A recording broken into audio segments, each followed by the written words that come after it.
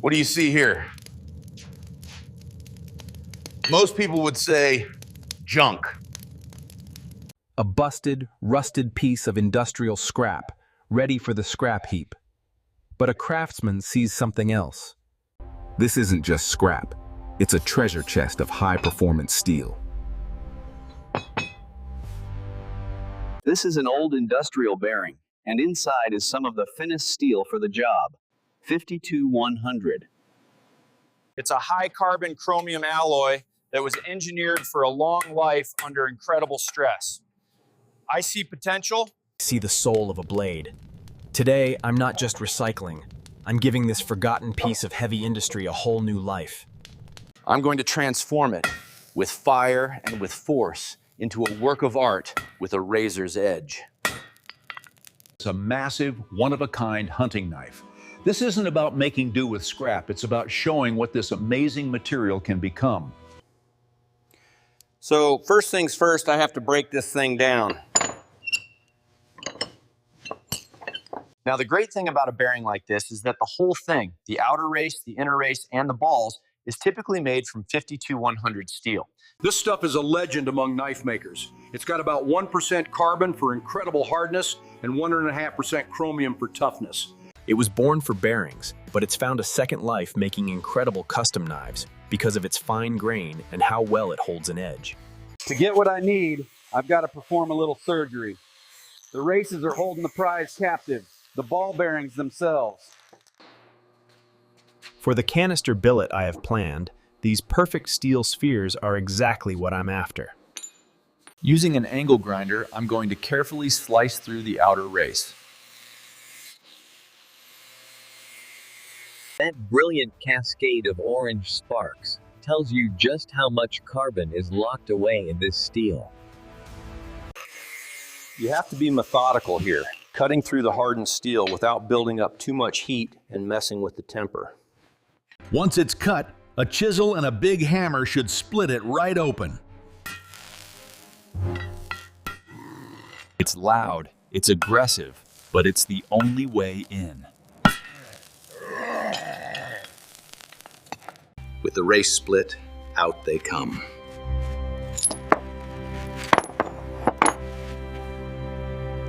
A whole pile of ball bearings, caked in decades of old grease and grime. Before these can see the forge, they have to be spotless. Any gunk left on them will create weak spots when I try to forge weld them together. I'll give them a good bath in acetone to strip away all that grease, leaving the steel perfectly clean. A final wipe down, and they're ready.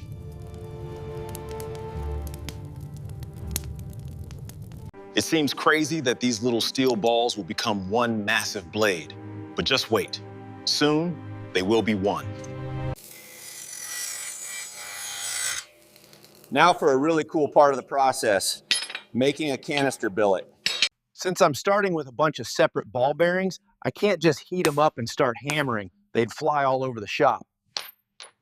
I need to pack them into a container and fuse them into one solid block of steel. The technique is called canister Damascus. First, I need a canister. I'm just using a simple square steel tube that I've welded a cap onto one end. Now here's a little trick of the trade. I'm coating the inside of the canister with a release agent. You can buy fancy stuff, but a couple of coats of white spray paint works great. When this gets screaming hot in the forge, that layer will burn off and keep my canister from welding itself to the good stuff inside. With the canister prepped, it's time to fill it up.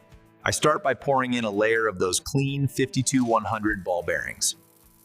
But if I only use the bearings, there would be tiny air gaps between them, and air is the enemy of a solid weld. To fix that, I'm using a powdered high carbon steel mixed with a little bit of nickel powder. The powder will fill all those voids, and the nickel will give us a beautiful shimmering contrast when we etch the final blade. I add the bearings and powder in layers, vibrating the canister as I go to make sure that powder gets into every single nook and cranny. I've got a Sawzall without a blade that shakes this thing perfectly, packing it all down as tight as possible. Any trapped air is a failed weld waiting to happen. Once it's full, I weld the final cap on.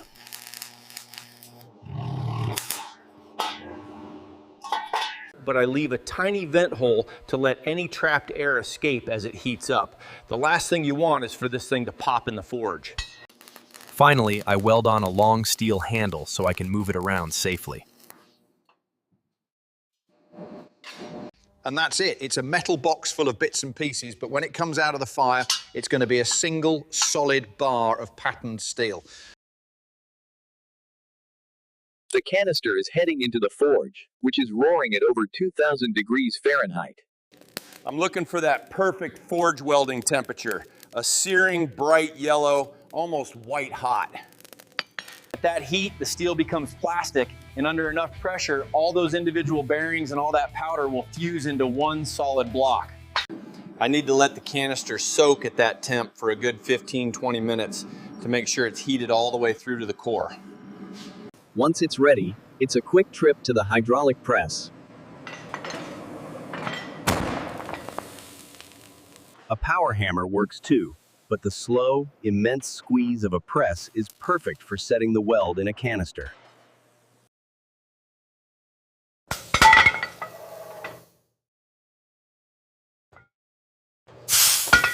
After a few trips to the forge, the welds are starting to stick. Now I can really start leaning on it. With every press, the square can get squeezed and stretched. You can feel it change as hundreds of pieces become one solid bar. After a few more cycles of heating and pressing, I'm confident the billet is solid. Time to set it free. I use the angle grinder to carefully cut the canister walls away, peeling them back to reveal the newborn billet of Damascus steel. It's a rough, ugly block covered in scale, but the potential is finally visible. With the billet free, the real shaping can begin. I'm envisioning a huge hunting knife, something with real presence and power, like a classic Bowie. I'm thinking 14 to 16 inches long, with a thick, beefy spone, and a nice deep belly for slicing. Back into the forge it goes.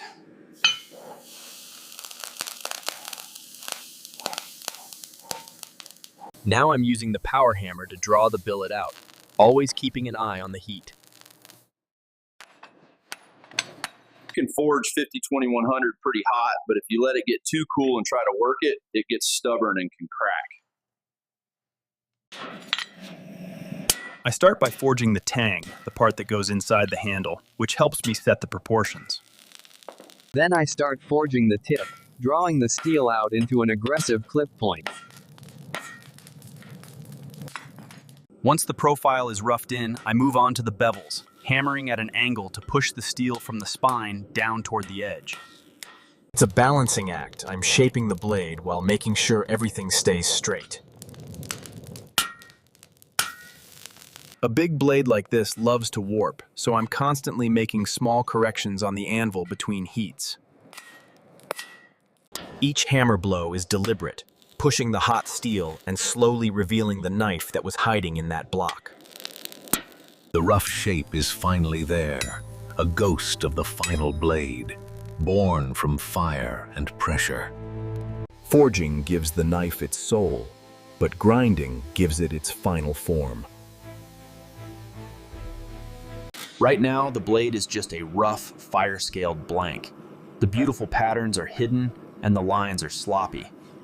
It's time to trade the hammer for the precision of the belt grinder.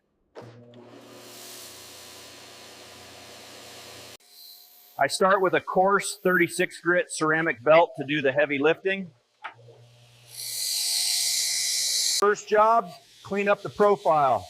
I'm grinding away all the steel that isn't a knife. Defining that final shape, the curve of the belly, and the sweep of the point. You have to be decisive here. One little slip can mess up the lines I worked so hard to forge. Once the profile is perfect, I start refining the bevels hammered in at the forge. Using the flat platen on my grinder, I hold the blade at a steady angle and make smooth passes, grinding them into clean, flat planes. This is where I establish the blade's geometry. A big hunting knife needs to be tough, but it also has to slice well, so I'm aiming for a high flat grind that gets nice and thin toward the edge. One of the most important spots is the ricasso, the unsharpened part of the blade where it meets the handle. To get that perfectly crisp transition, I use a carbide file guide. It's a hardened steel jig that clamps onto the blade, acting as a fence so I can grind the bevels right up to it and create a sharp, professional-looking plunge line. After I've set the geometry with the course belts, I start working my way up through the grits. 60, 120, 220, and on and on. Each finer belt removes the scratches from the last one, slowly taking the blade from rough ground to a smooth, clean finish. It's dusty, time-consuming work, but you can't cheat here. Every scratch you leave behind now will be 10 times harder to get out later.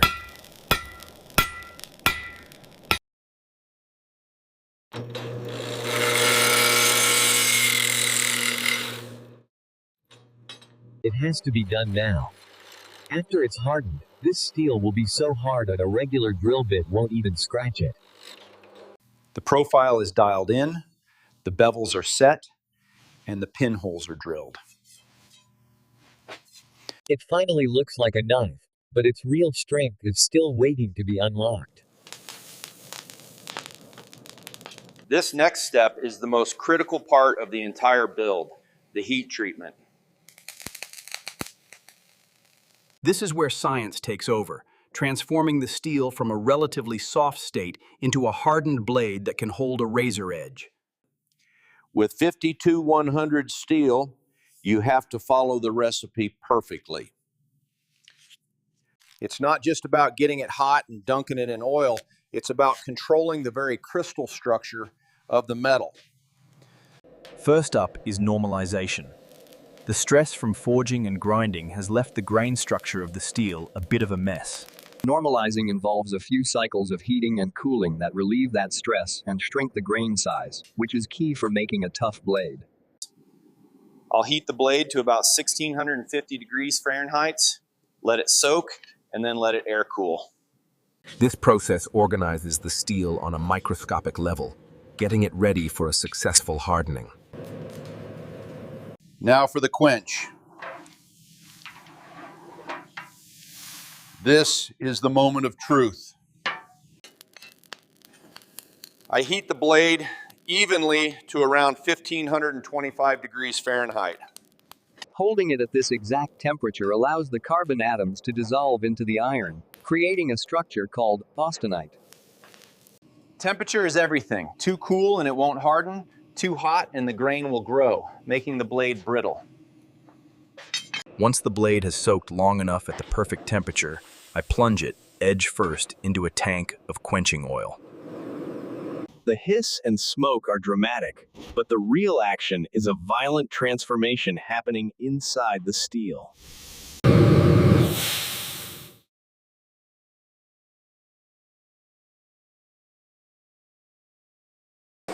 This is the riskiest part of the whole build. A mistake here can cause the blade to warp, or even crack in half. Coming out of the quench, the blade is as hard as a file, but it's also so brittle it would shatter like glass if I dropped it. To fix that, it has to be tempered.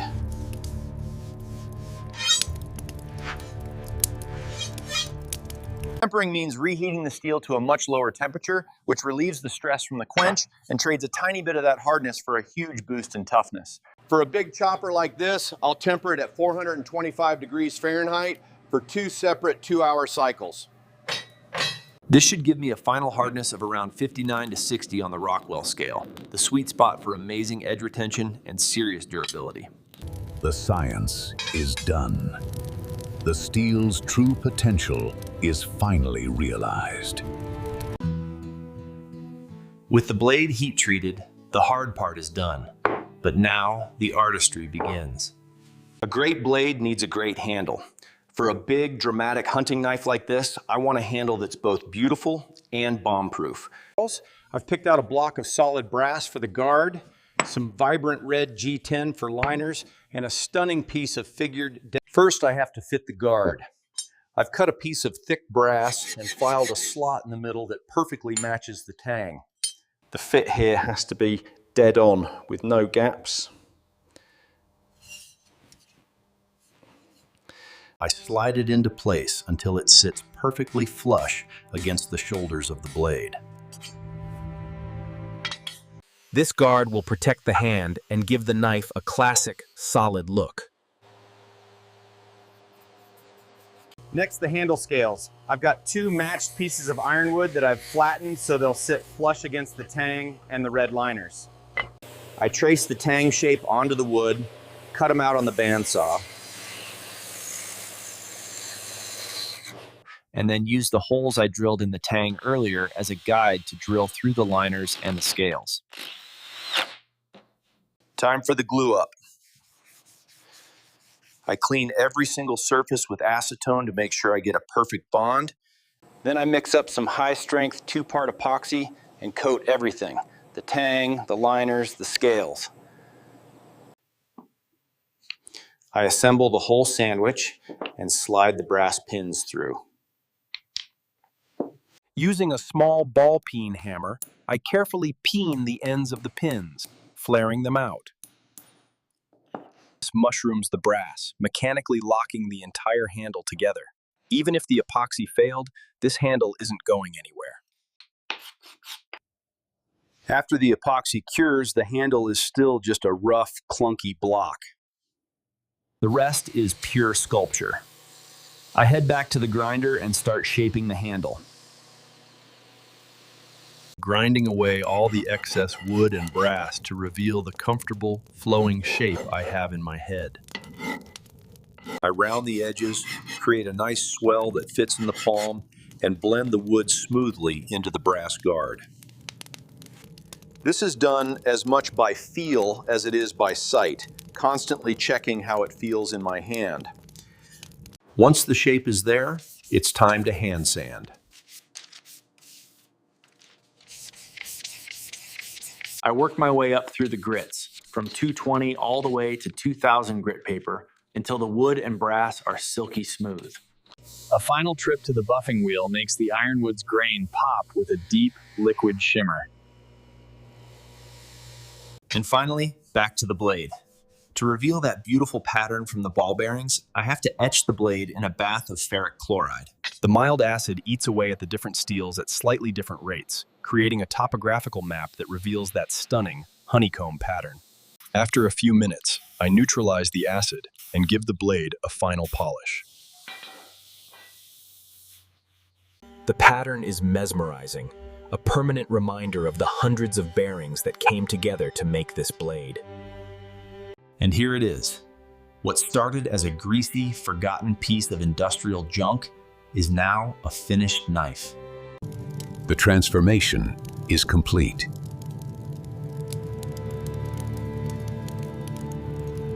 The finished knife gleams under the lights, 16 inches of perfectly balanced steel that feels alive in the hand.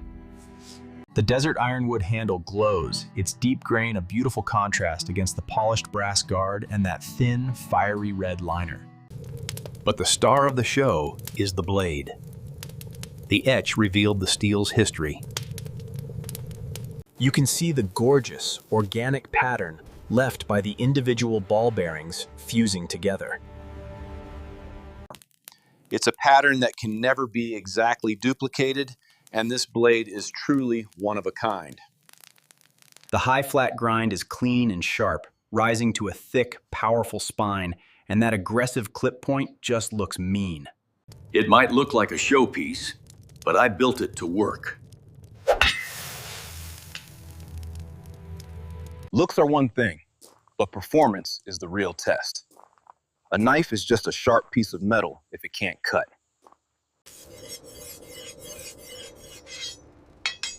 I've stropped the blade to a terrifyingly sharp edge. First, the paper test. It glides through a sheet of paper with just a whisper, leaving a perfectly clean cut. A good start. Next, some heavy-duty rope. A knife like this has to handle tough tasks. With one smooth pull, the knife zips right through, severing the rope without a snag. Finally, the true test for an outdoor blade. Wood.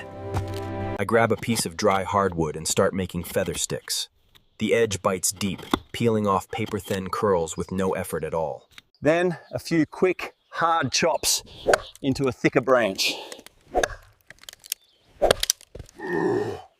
The weight of the blade sinks it deep into the wood, proving its power and the durability of the edge. It performs flawlessly. It's not just a beautiful object, it's a high-performance tool, a testament to the incredible steel it was born from. From a pile of scrap to a razor-sharp work of art. I love taking something old and forgotten and giving it a new story, a new purpose. This project was a challenge every step of the way, from building the canister to the final sharpening. But the result is a blade that I'm incredibly proud of.